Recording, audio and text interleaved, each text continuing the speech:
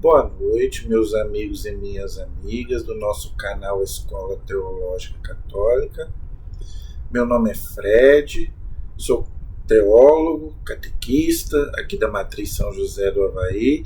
Peço a vocês que se inscrevam no nosso canal, compartilhem os nossos vídeos, deixe o seu like, suas perguntas, sua dúvida, para nos ajudar a evangelizar. E vamos à nossa vinheta.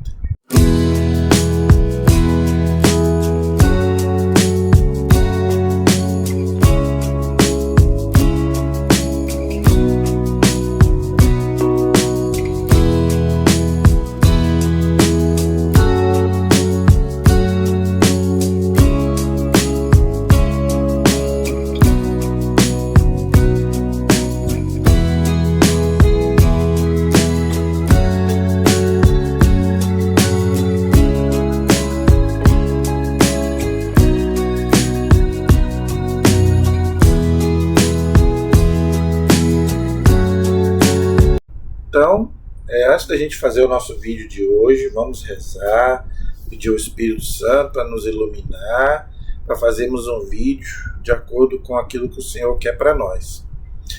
Em nome do Pai, do Filho e do Espírito Santo. Amém.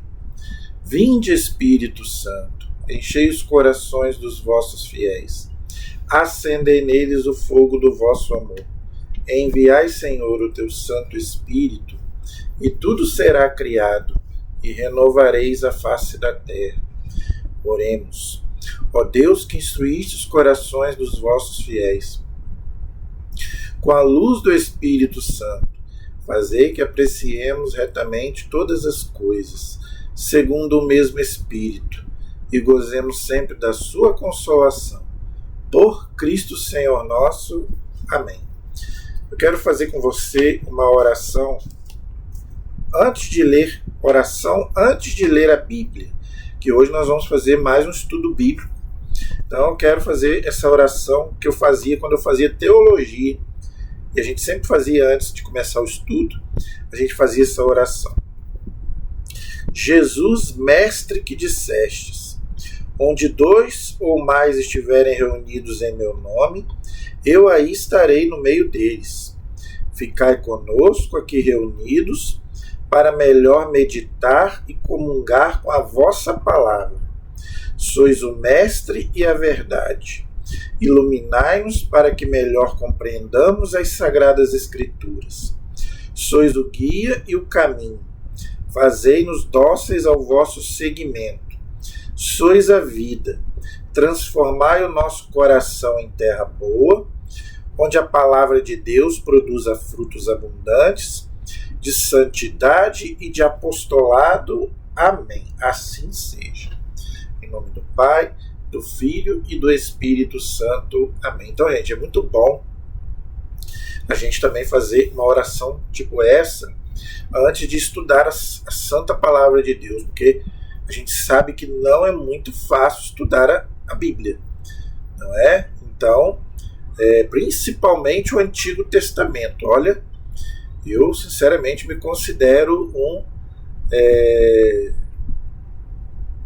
ousado em dar aula de Bíblia aqui pela internet, porque eu não sou biblista, eu não sou um teólogo em Bíblia, eu só fiz 3 anos de teologia, estudei Sagradas Escrituras, né?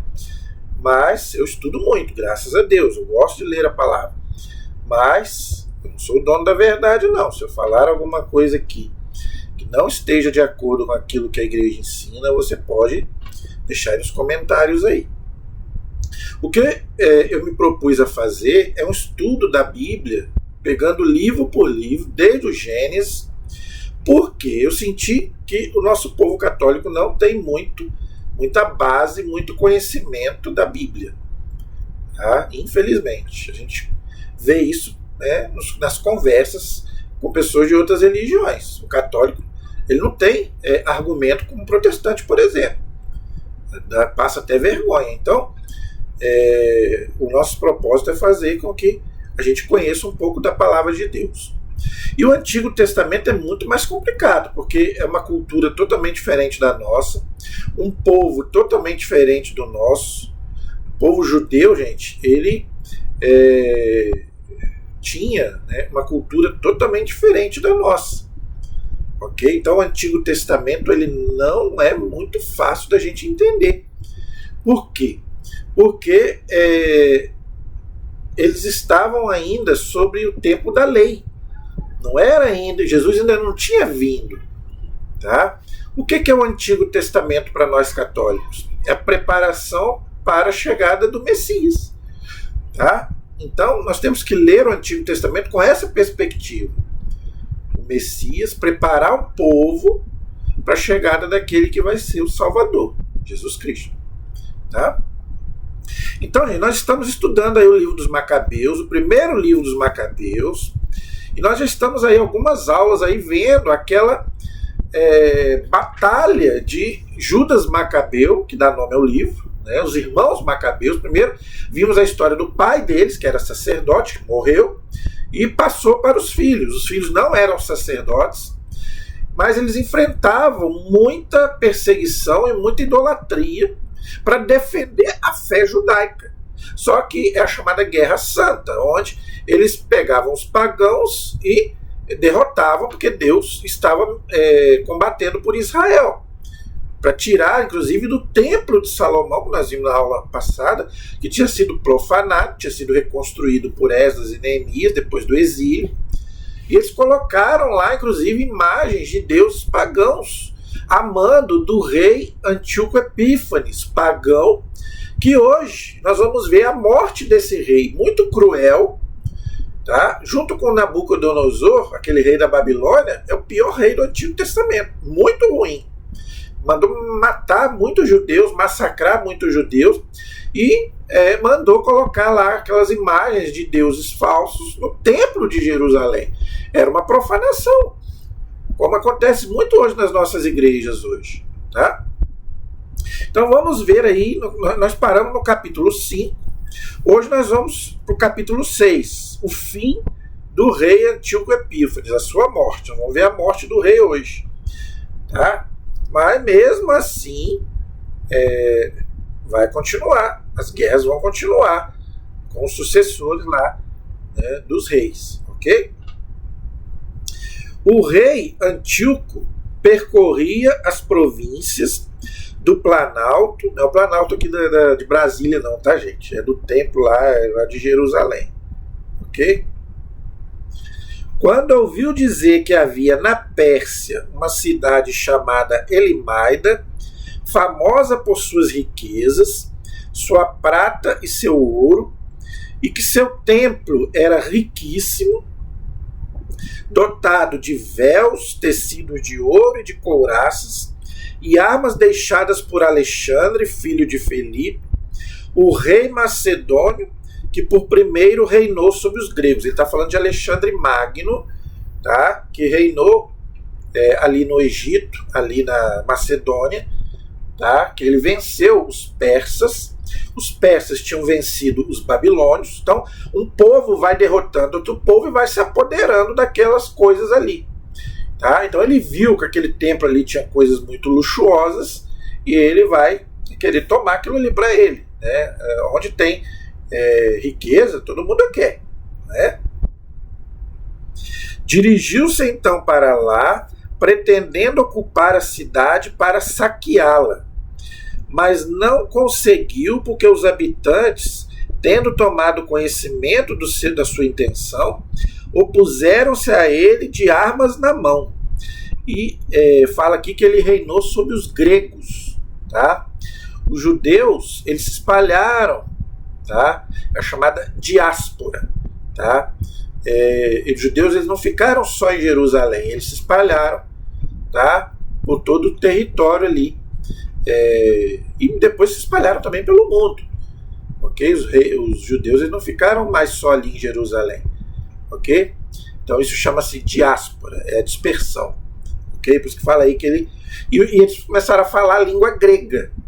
Tá? Por isso que o Novo Testamento foi escrito em grego. Ok? Muitos judeus começaram a falar não só o hebraico e o aramaico, mas também o grego, que era a língua universal da época. Ok?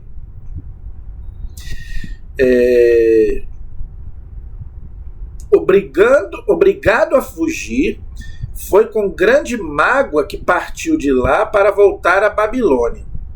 Ele estava ainda na Pérsia quando vieram anunciar-lhe que as tropas enviadas contra a Judéia haviam sido destroçadas. É o que nós vimos na aula passada, que Judas Macabeus venceu os pagãos, amando, né, que tinham sido mandados por ele. E que Lísias, tendo seguido para lá, à frente de poderoso exército, tinha sido obrigado a fugir diante dos judeus, aos quais se tinham tornado mais temíveis por causa das armas, dos recursos e despojos abundantes arrebatados dos exércitos vencidos. Nós vimos isso na última aula, que Judas Macabeu venceu aqueles pagãos e se apoderou de tudo aquilo que era deles. Tá? Além disso, haviam removido a abominação que ele ergueu sobre o altar de Jerusalém, tirar as imagens pagãs que ele colocou no templo. Essa abominação que eles estão falando aí é as imagens pagãs que eles colocaram no templo de Jerusalém. Deus não era contra imagem, tanto que tinha imagem de querubins, tá, que Deus tinha mandado fazer. Agora ali eles colocaram imagem de ídolos. Eu já expliquei isso aqui várias vezes, mas gosto de explicar de novo. Deus nunca foi contra imagem. Deus é contra imagem de ídolos. Como Deus queria que Israel fosse um povo monoteísta, que adorasse um único Deus, e Deus era espírito, ele mandou então tirar, né, Judas Macabeu mandou tirar toda aquela imagem pagã ali. O rei ficou sabendo e vai ficar furioso, né? Ele tinha botado lá as imagens dos ídolos dele. Os pagãos tinham vários ídolos, né? Então Daniel fala sobre isso lá no capítulo 9. E é uma coisa interessante. Os protestantes não têm o livro de Macabeus, mas tem o livro de Daniel. E os dois falam do mesmo assunto, porque Daniel profetizou nessa época. Na época do rei Nabucodonosor e depois do rei Antíoco Epífanes. Tanto que ele cita ambos os reis no livro dele. E os protestantes têm o livro de Daniel, mas não têm o livro dos Macabeus. É uma coisa que eu nunca entendi. Não é? Mas, né, os discípulos do Lutero tiraram Macabeus, mas não tirou Daniel. E os dois falam da mesma coisa, mesmo assunto. Não é? Mas eu tenho para mim, isso é opinião minha, tá, que eles tiraram mais Macabeus, não foi nem por causa disso, é por causa da doutrina, que está mais no segundo livro de Macabeus, que nós vamos ver. Nós vamos estudar o segundo livro, que fala da oração pelos mortos, que eles não acreditam, né, porque não acreditam no purgatório. Né? Então, talvez por isso eles tenham tirado Macabeus e não tenham tirado Daniel. Mas é interessante, os dois livros falam do mesmo assunto. E eles tiraram Macabeus, mas não tiraram Daniel. Né? Vai entender a cabeça dos protestantes. Né? Então, ele viu que tinha mandado, que os judeus tinham removido as imagens que ele tinha erguido sobre o altar de Jerusalém, bem como haviam cingido de altas muralhas o santuário, como outrora e ainda Betsu, uma das cidades do rei. Ao ouvir tais notícias, o rei ficou fortemente agitado. Lançou ao leito, caiu doente e, acabrunhado por não lhe terem sucedido as coisas segundo o seu desejo, permaneceu ali muitos dias, enquanto uma profunda tristeza se renovava continuamente nele. Chegou mesmo a pensar que estava a ponto de morrer, tá vendo, gente? Por isso que o Eclesiástico 3:3 fala: a tristeza matou a muitos. Não cultive a tristeza. Filipenses 4:4 já fala o quê? Alegrai-vos sempre no Senhor. Eu já falei isso aqui algumas vezes. O cristão, ele não pode ser triste, o cristão tem que ser alegre. Ah, mas como é que eu vou ser alegre todo o tempo? Alegria, gente, é uma coisa que vem de dentro, não é? Não vem de fora. Não estou falando euforia. Euforia é uma coisa, alegria é outra. São Paulo, ele fala isso, ele estava preso. Como é que uma pessoa que está presa pode falar em alegria? Porque a alegria vem de dentro para fora, não de fora para dentro. Ok? Então, é isso, a gente não cultivar a tristeza.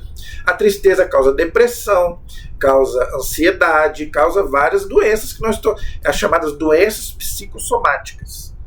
Tá? Então, não cultive a tristeza, seja alegre. ok? Chamou todos os seus amigos e disse-lhes: sumiu o sono dos meus olhos, tá vendo? Começou a perder o sono. Então, quanta gente não sofre de insônia? Eu já tive insônia, é horrível. Né? Então, por causa de tristeza, de ansiedade, de depressão, essas coisas. Tá? Meu coração está abatido pela inquietação, outra coisa perigosa. A inquietude, aquela pessoa inquieta, que ela não consegue dormir. Vira para um lado e vira para o outro, não é verdade? Então, por isso que a gente tem que estar em paz com Deus. Quando a gente for dormir, eu sempre ensino isso aqui para os meus sobrinhos. Né? Quando você for dormir, reze, pede ao seu anjo da guarda, né? Peça a Deus para te dar um bom sono, que você possa dormir em paz, né? Para que você não tenha essa inquietação. Nem durante o sono, nem durante o dia inteiro. Ok? A inquietação pode vir até do mal, do demônio. O demônio que gosta de nos ver inquieto. Você é uma pessoa inquieta, ela não reza, ela não tem paciência para nada. Ok? Outra coisa perigosa. E disse a mim mesmo: a que grau de aflição me vejo reduzido e em que imenso aguilhão agora me debato. Eu que era tão bondoso, brincadeira, né? Um rei, né, sanguinário desse falando que era bondoso, ainda é cínico ainda. É hipocrisia, né? Toda pessoa má é hipócrita, né? Se acha, né? Eu que era tão bondoso e amado nos tempos do meu poder. Tá vendo, gente? Então, muitas vezes, né, a pessoa, às vezes, quando está no poder, ela se acha amada, mas quando ela está lá no fundo do poço, às vezes não tem ninguém. Né? Por isso que a gente sabe os amigos quando a gente está na pior. Porque quando está para fazer farra, festa, quando você ganha na loteria, né? Você tem muitos amigos, mas e quando você está precisando? Então isso aí a gente vê quem é que a gente pode contar mesmo. Agora, porém, assalta-me a lembrança dos males que cometi em Jerusalém, quando me apoderei de todos os objetos de prata e ouro que lá se encontravam, e mandei exterminar os habitantes de Judá sem motivo. Ele começou a reconhecer que ele perseguiu os judeus sem motivo, né? Que os judeus eram pacíficos, eles só se defendiam, os judeus não atacavam ninguém. Como nós cristãos também não atacamos ninguém, nós só nos defendemos. Reconheço agora que é por causa disso que estes males se abateram contra mim. Vede com quanta amargura eu morro em terra estrangeira. Tá vendo, gente? Então, que a gente possa ter a graça de nos arrepender, o que a igreja ensina. Que a gente possa morrer, né, em paz com Deus, para que a gente nunca morra sem se arrepender de todo o mal que a gente possa ter feito algum dia para alguém ou para nós mesmos. Né? Mandou vir Felipe, um dos seus amigos, e o estabeleceu à sua frente de todo o seu reino. Tá? Ele já estava sabendo. Toda aquela pessoa que está na beira da morte sabe que vai morrer. Não é?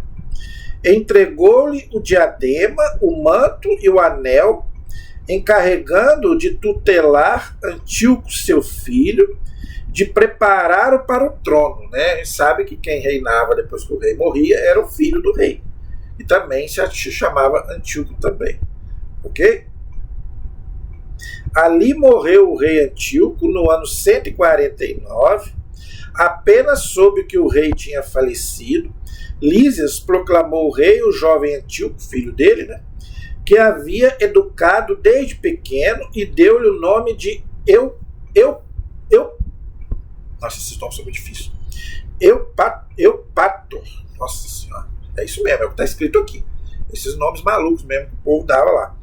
Tá vendo, gente? Por isso que o Papa também tem o costume de mudar de nome. Tá? Mudar de nome na Bíblia significa uma missão. Quando uma pessoa tem uma missão, ela muda de nome. Por isso que o Papa muda de nome. Quando ele é eleito Papa, não é? Ele acaba perguntando qual é o nome que ele quer.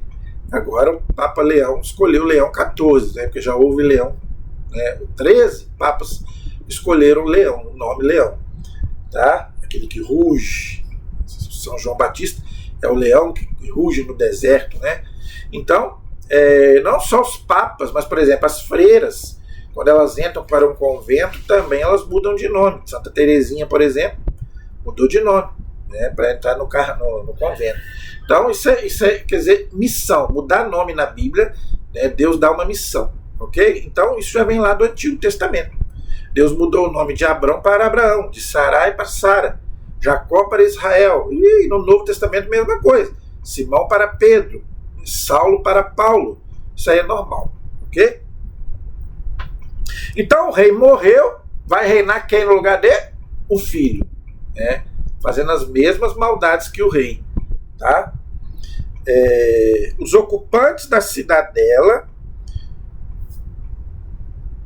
mantinham Israel em bloqueio junto ao lugar santo, procurando fazer-lhe mal por todos os modos, ao mesmo tempo que davam espojo aos pagãos. Então, o filho do rei continuou a mesma coisa que o pai fazia, né? Continuou perseguindo os judeus. Judas, tendo resolvido desalojá-los, convocou todo o povo para fazer-lhes um cerco. Por isso que a igreja também tem o cerco de Jericó até hoje. Que é tirado lá do livro de Josué, capítulo 6. O cerco quer dizer você fazer uma oração 7 dias para que as muralhas, né, sejam derrubadas, ok? Aqui era feito para derrubar alguma cidade, né? E a gente faz para derrubar algum problema, né? Então a gente fica 7 dias em oração diante de Jesus Eucarístico, pedindo para que as muralhas, né, da nossa vida sejam derrubadas. Eles se reuniram no ano 150 e puseram cerco à cidadela, para isso construindo plataformas e máquinas. Alguns dos sitiados, todavia, conseguiram romper o bloqueio, e tendo a eles aderido alguns israelitas renegados, foram ter com o rei para dizer-lhe: até quando tardarás em fazer justiça e em vingar os nossos irmãos? Consentimos de boa vontade em servir a teu pai e nos conduzir segundo as suas ordens e observar os seus decretos. Por esse motivo, os filhos do nosso povo se afastaram de nós. Além disso, eles têm executado todos os que de nossos lhes tenham caído das mãos e devastaram os nossos campos. Mas não é só contra nós que estenderam a mão, mas também contra todos os seus territórios. Hoje estão acampados contra a cidadela de Jerusalém, pretendendo conquistá-la, e já fortificaram o santuário, bem como Bet-Sur. Se não te apressares em precedê-los com uma ação rápida, farão coisas ainda piores do que estas, e não terás mais possibilidades de detê-los. Então, o rei, o filho do rei, não é? Foi colocado a par de tudo que estava acontecendo, das guerras que estavam acontecendo entre os judeus e os pagãos, e ele agora vai assumir o lugar do pai dele, ou seja, vai continuar perseguindo os judeus. Encheu-se de cólera o rei ao ouvir tais palavras, e convocou todos os seus amigos, generais do seu exército, e os comandantes da cavalaria. Vieram a ele também tropas mercenárias de outros reinos e das ilhas do mar. Então, ele chamou até amigos de outros lugares para ficar junto com ele ali, para eles poderem ficarem maiores ainda, o seu exército, para poder atacar Israel. Tá? De sorte que o número de suas forças chegou a 100.000 homens de infantaria, 20.000 cavaleiros e 32 elefantes adestrados para a guerra. Atravessando a Idumeia, acamparam em Bet-Sur, atacando-a por muitos dias. Construíram máquinas de guerra, mas os sitiados as incendiavam em suas sortes, combatendo valorosamente. Desistiu Judas então da cidadela e veio acampar em Bet-Zacarias, defronte do acampamento do rei. Este, levantando muito cedo, transferiu as suas forças com impetuosidade para o caminho de Bet-Zacarias. Ali os exércitos dispuseram-se para o combate e fizeram ressoar as trombetas. Então, para continuar aquela guerra, né, que já estava acontecendo já com o pai, o filho tomou a frente, tá, para poder liderar o povo. Ok?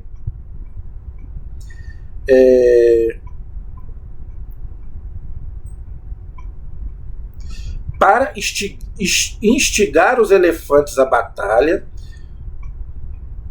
mostraram-lhe sucos de uvas e de amoras.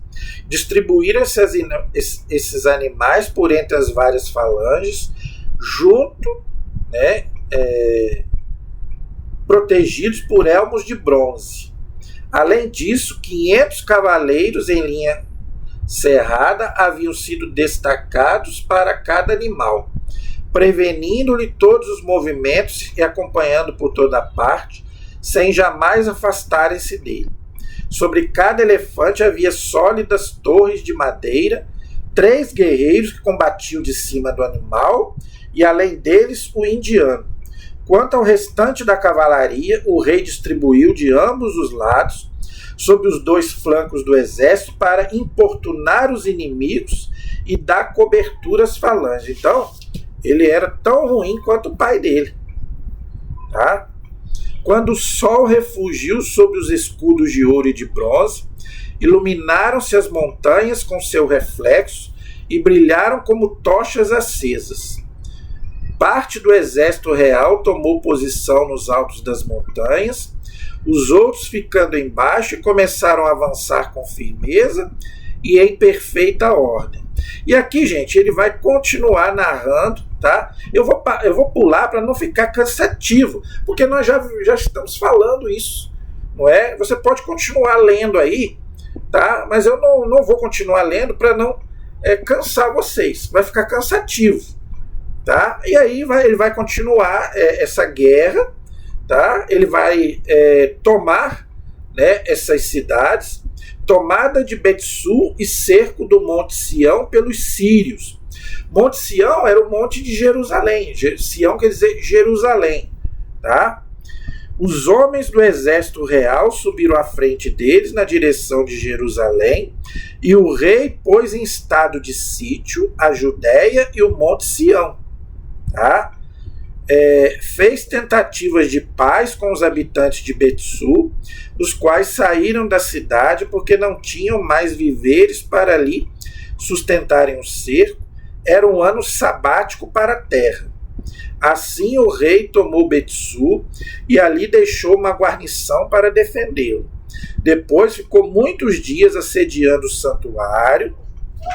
O santuário, gente, é o Templo de Jerusalém, Templo de Salomão.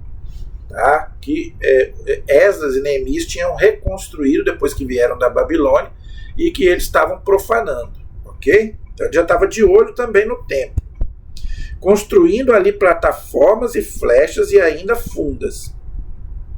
Versículo 52 do capítulo 6. Mas os judeus também construíram máquinas contra as dos assaltantes, e o combate prolongou-se por muitos dias. Entretanto, esgotaram as provisões e os despojos. Era o 7º ano, e além disso, as nações que tinham encontrado refúgio na Judéia haviam consumido o restante dos mantimentos. Assim foram deixados no lugar santo poucos homens. Obrigados pela fome, os outros se dispersaram, retirando-se cada qual para a sua terra. Eles estavam ali há muito tempo defendendo o templo, e começou a acabar os mantimentos, eles começaram a ter fome. Então eles tiveram que ir para casa, senão eles morreriam de fome. Então eles acabaram abandonando o templo ali por um momento, para poder ir buscar comida, porque eles estavam ali já há um tempão defendendo o templo. Tá, gente? O templo hoje é, primeiro, a igreja, onde a gente congrega, tá? Mas o templo também é o nosso corpo. São Paulo diz que o nosso corpo é templo do Espírito Santo. Então, esse templo, né, que a Bíblia fala no Antigo Testamento, nós podemos ter duas interpretações. A igreja, o templo, onde nós vamos rezar, nós temos que ter muito cuidado com o templo, tá? Para não ser profanado. E também não podemos profanar o nosso corpo. Por isso que a gente não pode viver de qualquer jeito. O nosso corpo também é sagrado. Nosso corpo também vai ressuscitar. Houve uma heresia muito triste na história da igreja, chamada maniqueísmo, que achava que o corpo não valia nada, né? Por isso que muitas vezes as pessoas falam mal da Idade Média, porque realmente na Idade Média o povo valorizava mais a alma do que o corpo. Hoje é o contrário, né? Com o modernismo que está aí, as pessoas hoje cultivam mais o corpo do que a alma, né? Infelizmente, hoje está uma cultura exagerada do corpo. Tá? Hoje tem que fazer academia, fazer plástica, botar silicone, né? E pior ainda, botar tatuagem e outras coisas que a Bíblia condena. Então, a gente tem que entender que o nosso corpo é sagrado. Eu não posso profanar o meu corpo. Então, esse templo aí do Antigo Testamento é tanto a igreja que nós vamos, o templo, mas também o nosso corpo, ok? Filipe, que o rei Antíoco, ainda em vida, havia encarregado de educar o seu filho, preparando para o trono, havia regressado da Pérsia e da Média com tropas que tinham acompanhado o rei e pretendia assumir o governo. Lísias então apressou-se em dar a entender que era preciso voltar, dizendo ao rei, aos generais do seu exército e aos soldados: estamos enfraquecendo-nos dia por dia. Nossas provisões diminuem e o lugar que estamos sitiando é bem fortificado. Além disso, os cuidados do reino aguardam-nos. Está falando dos judeus. Tá? Olha como que os judeus eles protegiam o templo, que era um lugar sagrado para eles, onde eles iam para adorar a Deus. Tá? Então que você possa ter esse amor também pelo templo, pela igreja. Você possa ser zeloso. Nada, eu já falei isso aqui muitas vezes, né?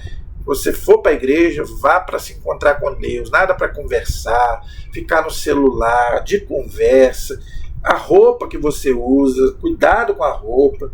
Então, gente, nós não estamos indo para qualquer lugar. Quando a gente vai encontrar com o presidente, com o juiz, a gente não vai de qualquer jeito, não é? Então, gente, a gente não vai para qualquer lugar, a gente vai para a casa de Deus. Então, vamos levar a sério o templo, ok? Lembra que Jesus expulsou lá os vendilhões do templo? Então, por causa disso. Estendamos, pois, a mão direita e esta gente, fazendo as pazes com eles e com toda a sua nação. Vamos reconhecer-lhes o direito de viverem segundo as suas leis, como antes, já que é por causa dessas leis que nós quisemos abolir, que eles se exasperaram e fizeram tudo isso. Sua proposta agradou ao rei e os comandantes. E ele enviou aos judeus propostas de paz, que foram aceitas. Tá vendo, gente? Os judeus eram um povo de paz. Tá? Como nós, católicos, também somos gente de paz. Pelo menos deveríamos ser. Não é? Então, por isso que Jesus é o príncipe da paz. Ok?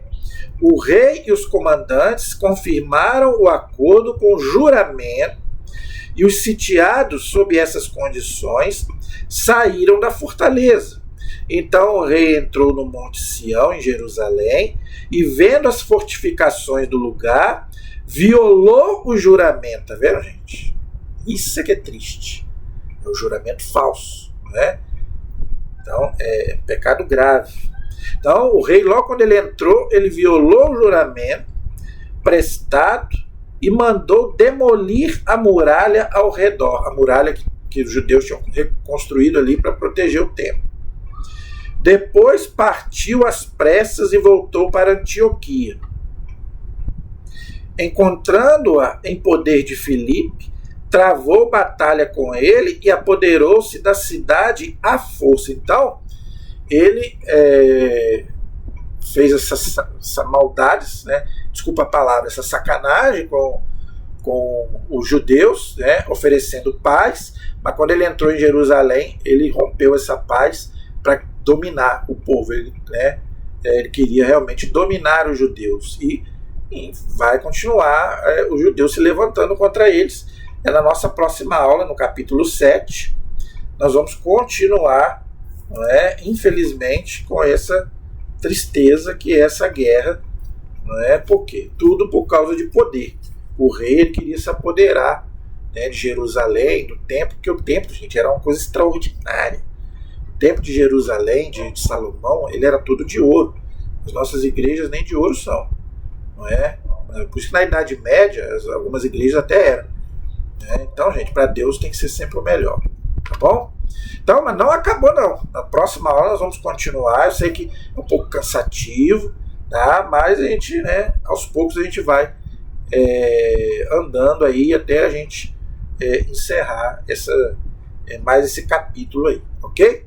A nossa proteção está no nome do Senhor, que fez o céu e fez a terra. Estivemos e permaneceremos unidos em nome do Pai, do Filho e do Espírito Santo. Amém. Deus abençoe a todos.